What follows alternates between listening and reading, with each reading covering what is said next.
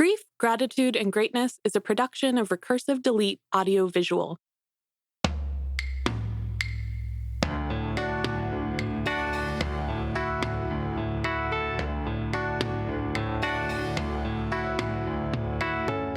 Grief, Gratitude, and Greatness explores our relationship with grief, the gratitude for our humanity, and the greatness we attain when we tell our stories.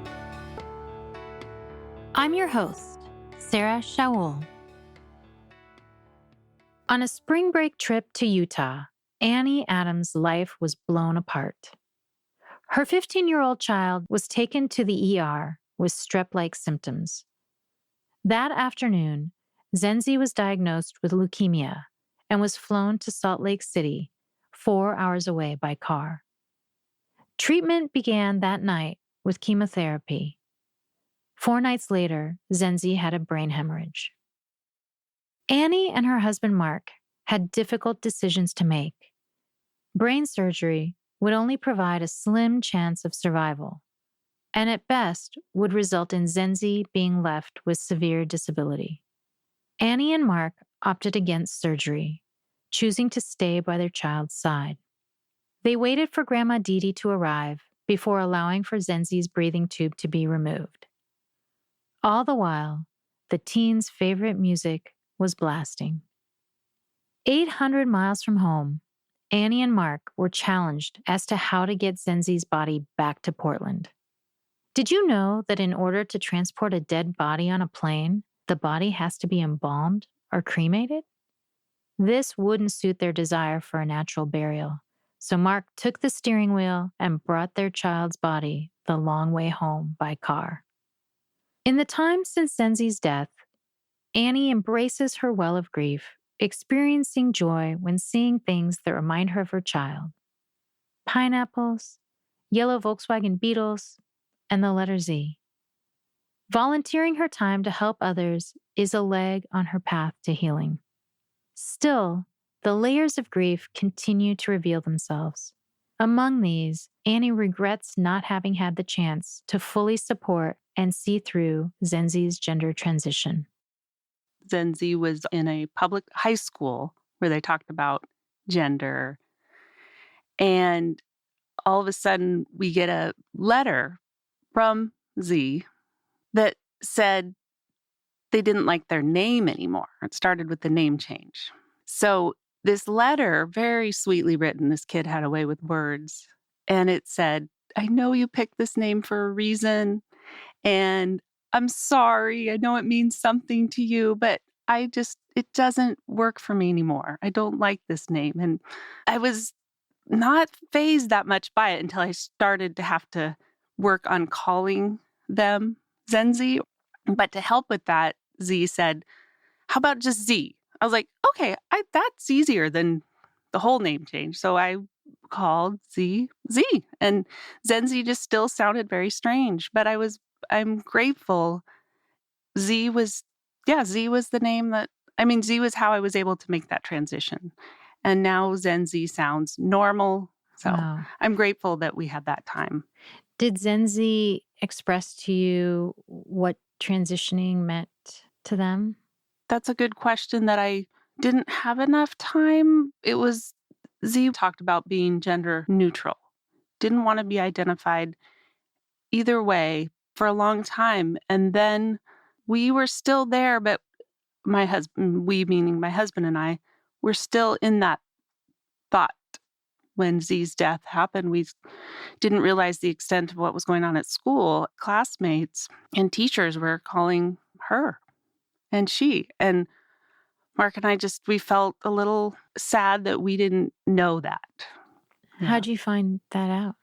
The week after Z died, our community put together, we call a circle of love at the Unitarian Church where my mom attends. And the church was filled, and it was a beautiful ceremony, achingly beautiful is the term I love now. And we had 3 or 4, I think there was 4 people in Z's life who spoke, who said a little something. The ethos teacher where Z played in a rock band, Uh-huh. said they, them. And then Z's English teacher, who they absolutely adored, said she, her. And it's a week after Z died. Anything could have happened. It wouldn't have fazed me. And I was just thinking to myself, wow, I wonder what grandma is thinking. Marc's mom, like everybody's probably very confused right now, except for the friends that knew Z in high school. Yeah. So it was interesting. And I knew Z talked about wanting to do hormones, but I still had that idea in my head that it was about gender neutrality and not wanting to be identified as either. But that's my naive thinking that I wish I would have pursued more. Wish I would have had the time. Right. But it was after spring break. I had this on my list. I seriously had a list of like, find a therapist who can help with this, with Z's transitioning, if that's the avenue, but even just starting the conversation with the therapist.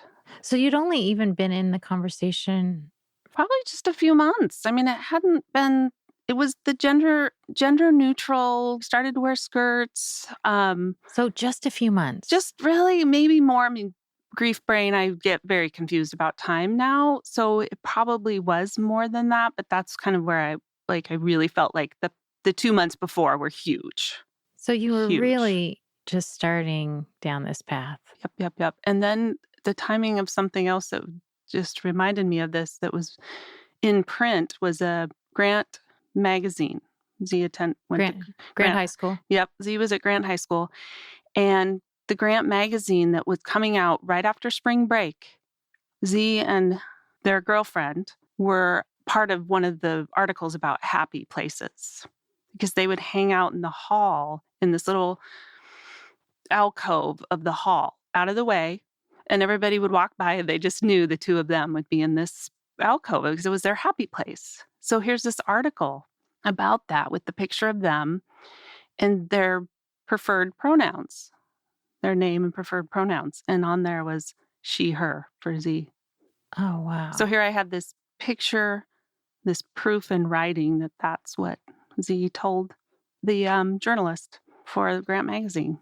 I'm wondering if part of the grief around your understanding of your child was this revealing of more information that you didn't have that opportunity of getting to do some more deep diving? Yes, absolutely. Yeah, I wish we could have had that conversation. And Marc and I are very open parents. We accepted the very open, yet it's still hard. It's this reality as an adult that you know the hardships. I wasn't a journaler. I wasn't a writer. And I knew just all those people that are therapists and everybody says, write it out. And so I just said, I'm going to write it out. And they turned into Dear Z letters. So now I write Dear Z and I tell them everything that's going on because that's what I would do in the car when we would have our long car rides to drum lessons. And I would just blah, blah, blah. Well, that's where I think that's where we as parents have our captive. We have our kids captive is in their seatbelts in the car. Yeah. Because I feel like that's when we have some of our best conversations. And you're not looking eye to eye. So you're just. Oh, so there is that kind of, because that eye to eye, like even in the animal world, there's something kind of, I don't know, like challenging or scary about that. So I guess that's funny. There's this safety of being able to have that conversation when you're not eye to eye. Huh? Yep. And that was a big parenting tip I took early on.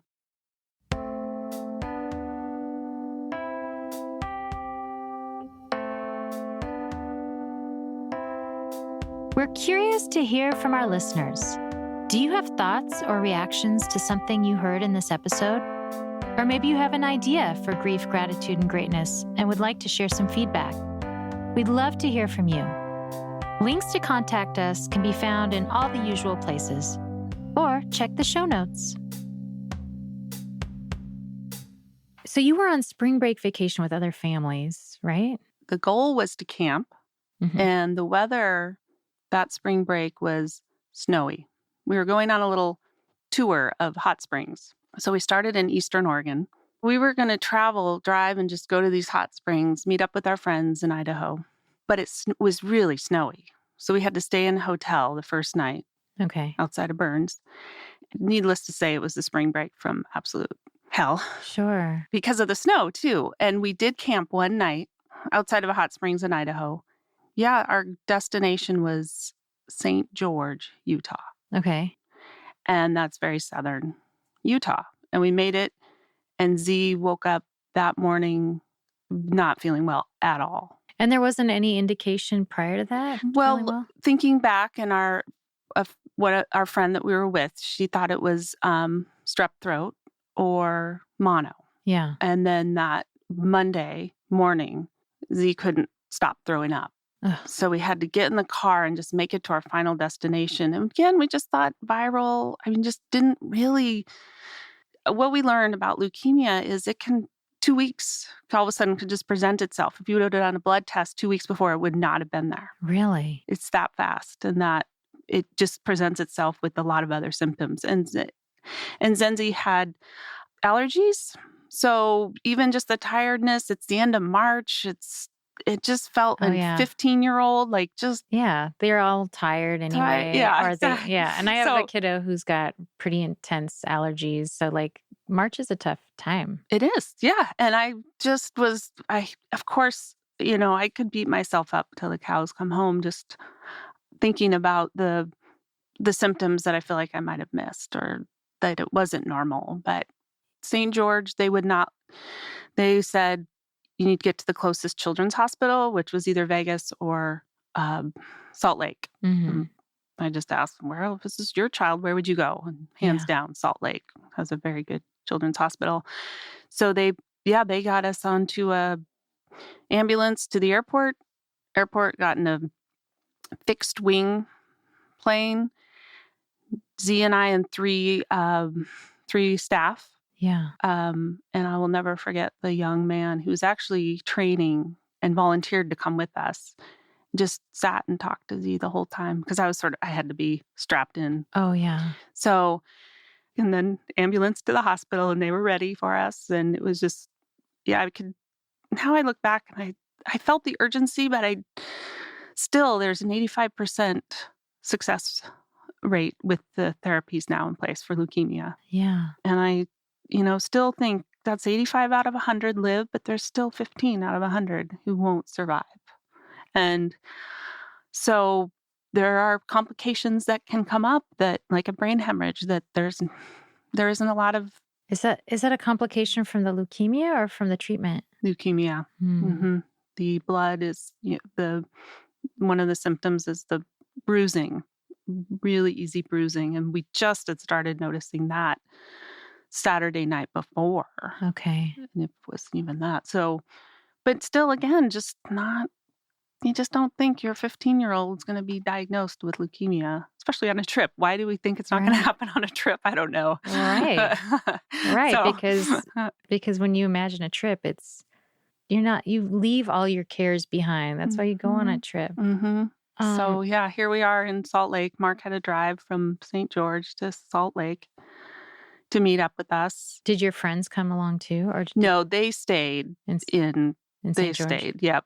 I think we were also dazed that we didn't know what to do. I don't think any of us really knew what to do. I was just like a robot and could not believe that where we were, what we were doing. We were, what'd you say, 800 miles from Portland to Salt Lake is 800 miles. We're 800 miles from home. We have our van, our VW old van that we're driving around with the trailer on the back. Yeah, there we were in the hospital trying to get used to that. When you learned about the hemorrhage and the options between surgery and then you opted not to do the surgery. I was there staying with Z that night in the hospital when it was very apparent that they were very disoriented. And the nurse there, I don't think she caught it. Then they did an emergency CT scan, and that took a while because the machine isn't on in the middle of the night. So she didn't catch it, but what did you catch? He all of a sudden very disoriented and out of it, but it was the middle of the night. So they finally, another nurse came in because he had vomited, and the other nurse came in, and the other nurse was the one who was like, I think we need to get the doctor in here right now. So they did. She got an emergency CT scan. That took a little while. Meanwhile, Marc and our son are sleeping at Ronald McDonald House, not very far away. Another blessing is the Ronald McDonald House. So I couldn't get a hold of them because their phones were off. We just did not, this was not the way it was supposed to go. So they did an emergency CT scan. I'll never forget this little petite doctor coming out and grabbing my hand. So we need to talk. And I was like, and I'm just like shaking and can't believe this. And I can't get a hold of Marc. And so I finally called the Ronald McDonald House, have to have them go knock on the door. And meanwhile, I wasn't sure the extent of it at that point either. Yeah. So the doctor said we have to do an emergency, get the OR ready and do an emergency and relieve the pressure in the brain. Then we witnessed just the ICU doctors are there about saving and doing whatever it takes. And then the neurologists are there, and you can see there's a difference in the two because of how they're approaching this. And then and we see this and we witness they're having this big conversation about it, about what shall we do? And I really got a sense when the neurologist we hadn't even seen yet sits down with us and he says, I can take your child into the OR and there's a 5% chance. And if I do, gonna be very disabled. And I could just tell by how he was talking, he didn't want to take Z in there and do that. He didn't want, like, he would have. He would have, absolutely, because he knows that's his job. But I could see that he didn't believe that it was, and I could tell he probably just really didn't want to have this child lead a life of disability. And I was just like, how can we choose this? How do we why do we have to choose this? And all I could think of, and there was a peaceful presence all of a sudden that came over me that I've heard other parents talk about. And it was just like, no way would Z want that. And I couldn't imagine watching Z being taken out into the OR where I couldn't even be there and just hold and witness. So we just, it was, you can only imagine. And how aware was Z at this point? Oh, he was not at all. Not at all. Not at all. Yeah, my husband and son had shown up by then, by the time this decision was happening, or probably about 5 or 10 minutes before that. But it was the three of us and the hospital staff, and I felt out of body. I felt like I'm in a movie. This is a bad scene. And why is this happening to us? And then instantly something just came in and said, why do you not think this would happen to you? Why would this happen to other people and not me? I just felt that was very selfish. So, you're asking, how can I support the awesome work that's happening on the Grief, Gratitude, and Greatness podcast? Become a backer on Patreon. Your support allows us to deliver conversations that help to dissolve the stigma and evolve our culture around grief. You'll find a link to contribute via Patreon in the show notes. And if you have something valuable to offer our listeners, let's talk. We'd love to invite you to sponsor the show. When it was evident that Z was going to die from the brain hemorrhage, we sat, Marc was on one side of the bed, I was on the other, and Ben was usually standing up. And Ben wasn't able to hang in there the whole time either. He just was, I think, just being 19, barely 19. And he went down and slept in the van for a while, which makes total sense. Doctors came in and out. I mean, there was a social worker, was another angel sent to us. I'll never forget that man. And he wasn't our normal social worker who we'd been working with. So, but he knew, there was a knowing that he was meant to be with us too. And then we decided, as we're all waiting, I mean, it was hours and hours, and we just started to play some of Zenzi's favorite music. Zenzi loved Avenged Sevenfold, a metal band. A metal band now that I've discovered has a heart and a soul. Yeah. They're amazing. And the drummer, Z was a drummer, And the drummer that Z idolized was the Avenged Sevenfold drummer, but had died in 2009, I believe. And come to find out that Zenzi was writing letters, journaling to Jimmy, the Rev, the drummer. Wow. And Dear Jimmy. And then I didn't find this out till after I was writing Dear Z letters. How'd you find out? When we finally had the energy, we looked at some of these writings Yeah. and would just share with Jimmy. It was as if, oh my gosh, do they have this soul connection? Do they something? Like it was, I just chills. But so we played music for Z, some of the favorites and we got to play them pretty loud for ICU. It was, yeah, my mom got on the plane and got to us, and we waited for her before we had them take the breathing tube out, and just held Z's hand. And there were things I wish that I would have thought about more. And that was even how long to stay with the body after. I mean, you're in the hospital. It's just so tricky. But since I've done a lot of research on death and dying, and a book given to me was called Reimagining Death. Yeah. And so had I known, or had I had time to think about it, I really would have insisted on alone time with the family time. I wish I would have been so obviously exhausted, numb. I couldn't think straight. So I'm not beating myself up, but had I known and thought about it more then. But I even contacted the woman who wrote that book, Reimagining Death, and I told her our story on getting Z's body home. And she likened that to a vigil with the body. Because tell me more about that. How did you get Zenzi home? We realized that we had a rocket box with us. A rocket box are the storage things that people put on top of their car for camping. And we had a rocket box with us. And lo and behold, you can fit a 6-foot person in a rocket box. Because we thought we were going to have to rent a U-Haul and do dry ice. And then we realized we've got this van. It's a boat trailer. You put a boat on, and a rocket box. And our friend, who was about Z's height, got in that rocket box and fit.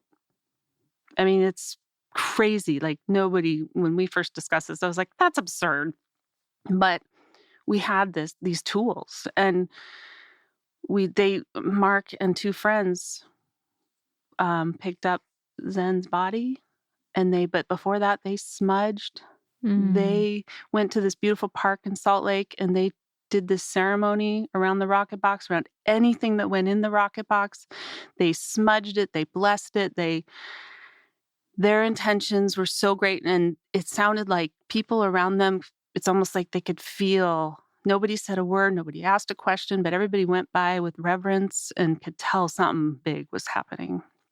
They had no idea, but and I'll never forget them, the 3, Marc and his friends, that went and picked up the body, and the look on the man's face who ran the funeral home when he realized what they were talking about, putting that body in the rocket box. But you can drive a body across state lines as long as you have a signature. Now, I can't do that justice, so I won't even begin, but there are pretty easy protocols. They were able to drive Z home that Monday. Just the image of this vehicle on the highway. And I just imagine like all these, I think about like when people have the just married, and they're driving their cars with the just married and the cans and streamers. And, and everyone acknowledges that. Like, to me, like you say, that reverence of preparing the rocket box. And did they drive all in the same vehicle, or were there a caravan? No, they were in the same car. But or even, like a hearse, just the way people just kind of, it gives us this pause. And I'm sure nobody had any idea what was going on. But in my mind's eye, there was just something so, and I'm not even religious, but like holy about just this vehicle traveling with, and Zenzi being elevated to the top of the vehicle, right? No, Like it was almost. on the trailer in the back. Okay. Because it was a VW bus. So you can't put a lot on top. But we had this trailer and the rocket box sits on the trailer. And I mean, Marc was just like looking in the mirror. The wind was blowing so much when they started to drive. He's like, oh my goodness. But he said at one point, these semis were surrounding him. It was almost like the semis were helping him go. Oh, wow. And he could see in the rearview mirror, and that rocket box was not moving, even though the whole car was shaking. He said there was some other force watching them. Like, it was unbelievable. 20 hours driving home. And they, of course, yeah, there's just stories of like having lunch, like we got to make sure we can watch the rocket box, so there's just a lot that went into that. But I was not going to embalm my child and put him on a plane. And I just, no way. So we just kept at it. We had great help and support from our friends we were with. And one family have been involved in a natural burial cemetery up in Econey Ranch in Washington, or it's outside of, but it's attached to the ranch. So I had known about this burial grounds, and I thought that's where Z would want a natural burial. But then I remember, oh wait, Z loves Portland, loves it. So there is a lovely natural burial Here place in at Portland. Riverview. Mm-hmm. Yeah. So we have a view of Mount Hood, and it was, we joke, you have to find humor, but open basket. It's a lovely weaved basket that the body then is wrapped in shrouds. And I mean, fire always scared me as a child, and I couldn't imagine sending Z into that to be cremated. None of it's a pretty decision to make. Mm-mm. We just did what spoke to us. Thank you for listening in to this episode of Grief, Gratitude, and Greatness. We appreciate you following the work we do and would love it if you'd share us with your friends and family. Your recommendation helps us reach more ears and build upon the work we're doing. It started with even just reading near-death experience books and finding a little hope there, that we don't just go to nowhere. We're like, where is he? What is this? And I was blown away by near-death experience books. And one thing we were able to do in the beginning was actually read about death and dying. And we just absorbed books because nothing else was appealing. And one book that we were given was Healing After Loss by Martha Hickman. And her 16-year-old daughter died on a family trip in a horseback riding accident. And so Martha made this book, and it's just a daily reflection, very simple, because she knows, and especially right after the loss, how numb you are and you can barely remember anything. So she just gives you little anecdotes. But she also talks about how a couple weeks before her daughter died, her daughter said a few things like, well, Mom, when I die or if I die, or something that Martha looks back on and was like, it's like her soul knew. Did her soul know she was going to die? And I've heard this other stories, especially with kids and teens, little indications. And for us, it was 2 weeks before Z died. My husband had given Z the task of writing on our whiteboard in our kitchen that we used to keep track of what people were doing, what the family was doing for the day, and started then turning into quotes once Ben left home and there wasn't as much to keep track of. And so the quote Z put on 2 weeks before they died was Albus Dumbledore quote, "It is the unknown we fear in death and darkness, nothing more." So 2 weeks before, I'd forgotten all about that till I got home from Salt Lake. I just read that and I just fell to my knees, just sobbing, like, what? Why? Is this just a reminder to us? It is the unknown we fear in death and darkness, nothing more. The direct quote from Albus Dumbledore is a tad different, but Zenzi's version is better. And the kid loved Harry Potter so much. So yeah, so things like just reading Healing After Loss every single day, every single morning, we still read that. And she gives hope that it's going to get better, but you have to intentionally grieve. Recently, we found the energy to volunteer at Camp Erin, a grief camp for kids put on through Providence. My husband and I both did that.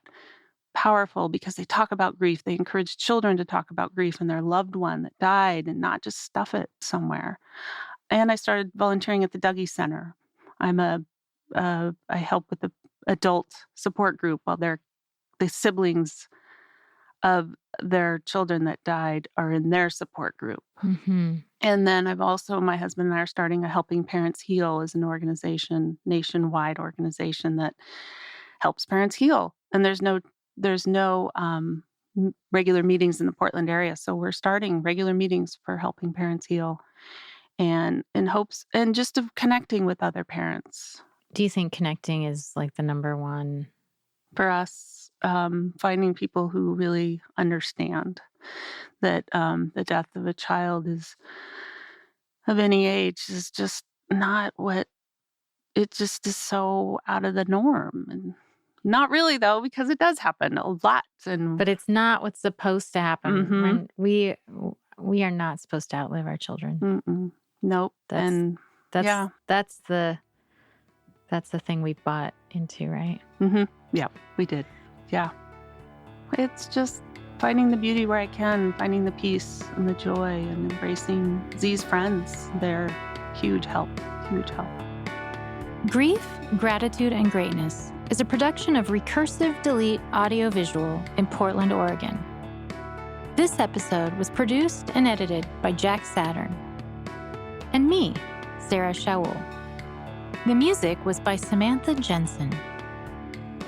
Visit us online at griefgratitudegreatness.com. You can also follow us on Instagram at griefgratitudegreat. Subscribe to our show on Apple Podcasts, Stitcher, Overcast, or wherever you like to listen. And leave us a review. Your feedback helps our show and helps us find new listeners. If you have a story of your own that you'd like to share, or topics you'd like to hear more about, we'd love to hear from you. Call or text our show at 503-454-6646, or send us a message via the contact link at griefgratitudegreatness.com. Be sure to let your friends know about us and join us next time. We look forward to sharing more conversations with you.